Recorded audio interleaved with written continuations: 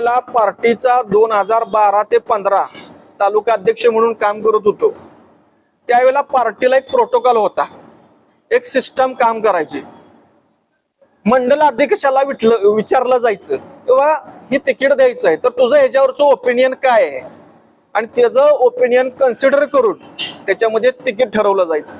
मी कराड तालुक्याचा अध्यक्ष असताना मला अचानक विनोद तावडे साहेबांचा फोन आलेला की इथं ही सीट निघणार आहे का, तर मी सांगितलं ही सीट इथं निघू शकत नाही आणि विनोद तावडे साहेबांनी त्याच्यावरचं लक्ष कमी केलं।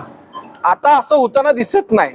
स्थानिक आमदारांना आम्हाला सांगितलं जातं की स्थानिक आमदारांना जादाचे अधिकार दिलेत, मग सिस्टम डिस्टर्ब झालेली आहे आणि ही सिस्टम डिस्टर्ब झाल्यामुळं वरच्या पक्षश्रेष्ठीपर्यंत हे सगळं काय पोचत नाही।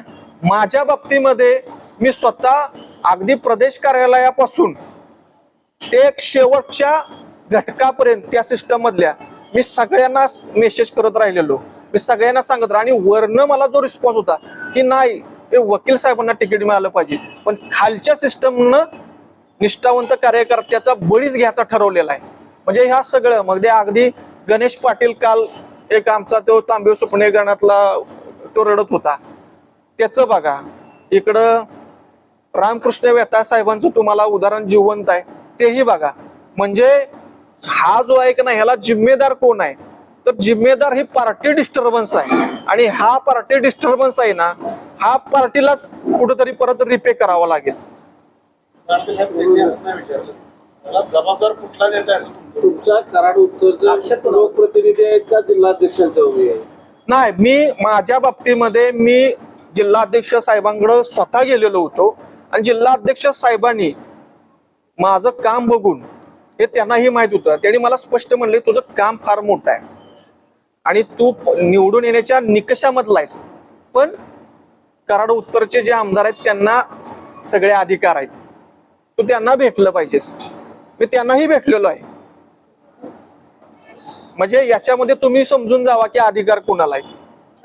तुमचा अधिकार कोणाला आहे? तुमचा रोष कोणाला आहे? हा, रोष कोणाला आहे? कुणी तिकीट कापलं नाव सांगा। माझा रोष हा कराड उत्तरचे आमदार माननीय मनोज घोरपडे यांच्यावरच आहे, कारण कराड उत्तर मध्ये तिकीट देण्याचा अधिकार पार्टीनं त्यांनाच दिलेला आहे प्रत्येक मतदारसंघामध्ये, आणि त्यांनी हा विचार करायला पाहिजे होता। नव्या जुन्यांना मिळून समजा जर 5 सीट जर कराड उत्तर मध्ये असतील झेडपीच्या तर 3 नव्यांना द्या आणि 2 जुन्यांना द्यायला पाहिजे होत्या, परंतु जुन्यांना काहीच द्यायचं नाही, सगळ्या नव्यांना द्यायचं आहे। तर हा अन्यायच होता ना। पार्टी वाढली पाहिजे एका बाजूने, परंतु पार्टी वाढत असताना त्या जुन्यांनी जी भाजप ठेवली म्हणून तर तुम्ही आज त्याच्यामध्ये